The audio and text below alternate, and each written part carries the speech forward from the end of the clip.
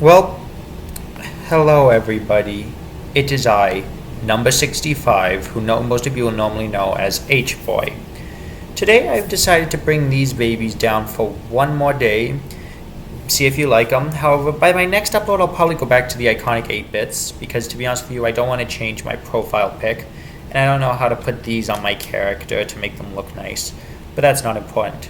So what today I'm going to be doing today is I'm going to be talking about WordGirl, because for some reason WordGirl is suddenly popular now as a meme. As you know, a few months back, Martha the talking dog, you know, that weird yellow dog, became popular, but the problem was I wasn't able to cash in on that when the meme was trendy. However, I'm not going to make the same mistake with WordGirl, so here I go.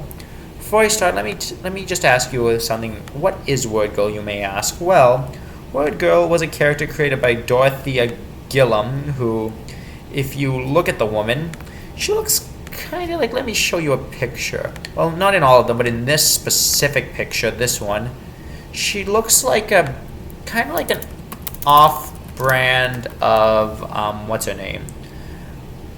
An off-brand of Anna Roisman. In case you're wondering, who's Anna Roisman? If you don't know who Anna Roisman is, that's not my problem. Go Google her if you want. But either way, she looks like an off-brand Anna Roisman. Anyway, it was basically a superhero with that taught kids vocabulary with a monkey. Because everything's better with monkeys. For example, I don't know if you remember. Do you remember the Spacecation episode of iCarly? You remember the guy? He was like, he kept on saying monkeys are fun, and then he always asked people to say it with him. But most people, so he was like, monkeys are fun. Like he didn't want to say it. But that's not important. Anyway. Then basically what's weird is, unlike most of them, she had normal powers like flight, speed, strength, I think hearing powers, and also she was an alien. Kind of like Superman. So basically she was Superman but with a vocabulary. And unlike most of them, unlike most educational superhero shows, her power had nothing to do with her, what the show was about. For example, shows where there were the cases, the Krat brothers. Don't know if you remember the Krat brothers. They had the creature powers, and the show was about animals.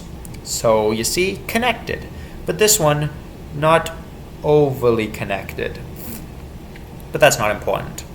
Anyway, because according to Wikipedia, it says that they used to air as shorts on a show called Maya and Miguel, which Maya and Miguel you probably know as a show on PBS about two, I'm assuming were they brother and sister? I think they were brother and sister. Or were they friends? Let's see. Oh yeah, it was her twin brother.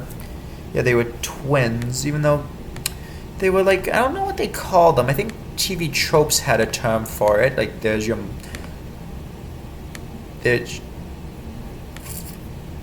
for example, Maya and Miguel, there they are. They were siblings, and they were kind of like, she's kind of basically, it's basically like, if you remember the Casa Grandes, where it's like they just happen to be Latino, but it's not anyhow important to the series. That's basically the same thing. And I did watch it occasionally on PBS, because the thing is, I didn't watch PBS that often in my youth. I did watch, since I was Canadian, I watched more Canadian things like YTV and CBC and Trios TV and whatnot. However, I did watch PBS occasionally, even though I watched shows like Arthur, Sesame Street, I occasionally WordGirl. Because the thing is, I never watched it in the form of the Maya and Miguel shorts. I usually only watched it in the form of the regular series. That's a pretty classic theme song. But that's... Anyway, so the reason why I'm making this... The main reason... Now that I've given you a little rundown about the show, let's get to the most important part, why I'm making this video. Because all of a sudden, the WordGirl is suddenly a trend now. Like let me look up WordGirl trending. And let's see what these thingamaschnitzels say. Oh, an out-of-the-loop post. This is perfect. So let's see what they say on old Reddit.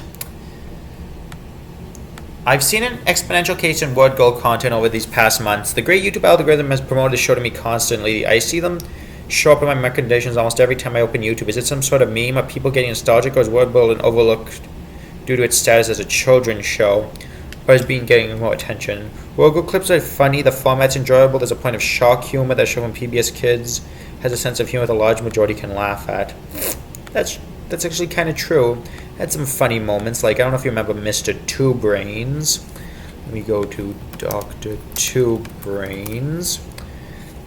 He was voiced by Tom Kenny, who, as you know, is also the voice of SpongeBob. But everyone knows that. It's Tom Kenny's most popular role.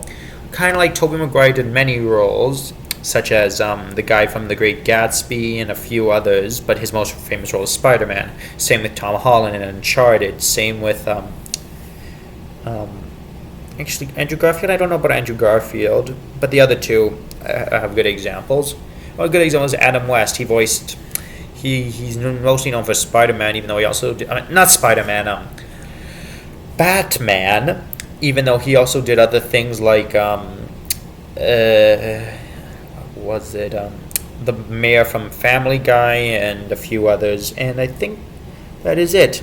Anyway, let's see if I can find some funny WordGirl moments.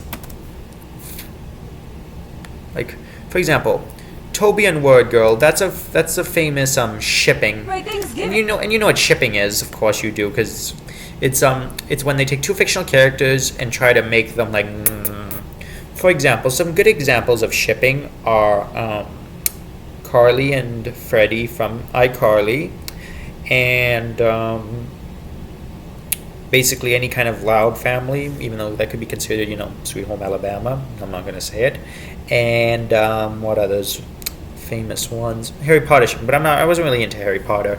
Either way, the Toby and WordGirl shipping is probably one of my favorites. Let me show you a clip. Take a snoop. Thing without a turkey. I just don't know, Mother. Perhaps I will finally get to play with my Thanksgiving-themed pilgrim robots. The ones that will lure WordGirl out to a fight and force her to spend Thanksgiving with yours truly. That's actually kind of wholesome. He wants to spend. It's like like crush on the main character. It's kind of like, I don't know if you remember Captain Man and Kid Danger. How Piper had a crush on Kid Danger, even though it was her brother. Kind of iffy, but that's the joke. Can we just take it easy and go to bed? Initiative. Yes, and? And there's gotta be something in your life you're thankful for. Well, I suppose there is one thing. Great! What is it? I'm grateful for work. Yeah, well, he was going to say WordGirl, but he didn't. But who cares? He could say, because... Robots. Yeah, see? That's a... Great Thanksgiving together. They both end up feeling pretty grateful to spend a holiday with family and friends. And secret enemies. To us! Secret enemies? Oh. Girl! I mean, what? Toby and Dr. Two Brains collaborating? Yeah, actually that would make sense, because they're both smart people. He's smart with robotics, and he's smart with like other things. Yeah, so And they love cheese. This collaboration would not have taken place if Girl! Oh, you just can't get enough of me, can you? Not exactly. And what's good is they have, even though it's a kid show, they have romance, and they don't shy away from romance. Because I find when it comes to that kind of thing, if it's like casual cutesy romance, I'm okay with. But when it's like relationships and shipping and like whole episodes that deal with romance, where romance gets in the way, such as every third Nick sitcom, Belle and the Bulldogs, and School of Rock and all those, it gets problematic. And also, don't get me started on what they did with the unicorn on the Wiggles, but I'll save that for another video. Anyway, back to this. But this is good, just cutesy romance, cutesy romance. No agenda pushing, no mushy babies, no nothing that makes the audience go crazy, just cute romance. This metal mouse whiskers? Come on! Let's put the squeeze on her for good! No! Surely we can think of a much more diabolical way to teach her a lesson. Diabolical, because he wants to leave him. She wants to leave him, but he wants to get him. But anyway, that's not important. Anyway, keep going. We both know you're just stalling because you have a silly schoolboy crush on her. I do not! Silly school. That's the word. Silly schoolboy. Silly schoolboy. didn't know what term to use, but silly schoolgirl, because mine was cutesy romance, but he says silly schoolboy or schoolgirl or whatever. School person. Is there a general neutral term for that? I don't know. Anyway, that's not important. Anyway, back to this. Do too. I had just finished reading it and I said to myself, She has a very cute. Wait, who's WordGirl's voice actor? She has a very cute voice. WordGirl voice. She has a very cute voice. Christian Schall. Wait, she didn't voice WordGirl, did she? Wait. No, because she's the voice of Mabel Pines. I know she didn't. Wait, because if she voiced WordGirl, I'm gonna freak. Because I know she's the voice of Mabel Pines, and she has a very, very recognizable voice. Like, I mean, like, you can tell she's the same voice actor as Mabel Pines and Louise Belcher and all those. But it's clearly not. Oh, Dana Finglass. Okay, now let me find a video. Let me see if I can find a video of Dana Finglass just willy-nilly. Let me see. I want to find something. Give me some. Just want a video of the voice. No, I don't want a fandom. Just here we go. An interview. This is perfect. I just want to hear the voice. Houses you loot are. He's ugly. I want to hear a voice. Anywhere is fine. I don't know where this goes. Anywhere is fine. Okay, is that her? I don't think that's her, but that's not a good voice. But you get the idea. She has a cute voice. Anyway, so as you know, now I think I've given everything that I could give about that, of why I like the show. Because basically, why I like the show is it was slightly educational, but it wasn't painfully educational. Like basically every show that airs on TVO or the interstitials from CBC, or basically any frickin' show from PBS past 2008.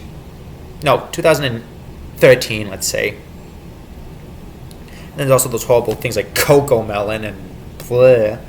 But that's like not painfully educational. It's like generally educational, like vocabulary and whatnot.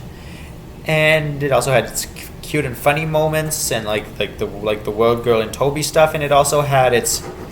And also, what's really I like about it is they say that people who work for that also work for late night shows like Family Guy and whatnot, which is pretty awesome. Because what's awesome about that is that they what did they do? They did lots of things. They had like, cause Family Guy humor is kind of iffy and also kind of predictable. Like I can make a cutaway and no one would know. Like I remember there was some person who made a fan made cutaway and people were like. At first it looked fan-made, but then it was accurate as soon as this happened. I mean, like they had the cut to the clam and all that. It was like perfect. So I'm saying is that was a good choice. But let's see what Know Your Meme says, and then after that, I think the video could be. I think that'll be the end of the video. Okay, Know Your Meme. Let's check it out. Okay, it says that WordGirl is an educational superhero cartoon, which is true, meant to help expand children's vocabulary, offer definitions of too large and potentially confusing words for kids at the beginning of each episode and ask them to listen for them. WordGirl's real name is Becky Botsford. Well, there's one thing. Was she named Becky Botsford even before she left her planet, or was it like, or did the parents give her that name? I don't remember. She was adopted, wasn't she? Yeah. Anyway, back to the reading. Is a 5th grade girl from the planet Lexicon with super intelligence and present flight, hearing, and enhanced vision. She has a monkey, psychic, and often physiographic, and Dr. Two Brains, who is an evil scientist whose brain with with a mouse. Toby McAllister III, but I thought it was Theodore McAllister, that's not important.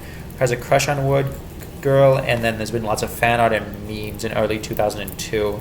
What was the first meme?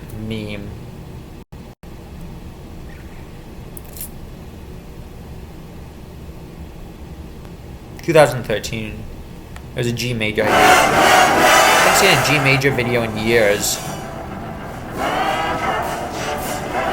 Like, when was the last time I saw it? I haven't seen a G major video since 2017.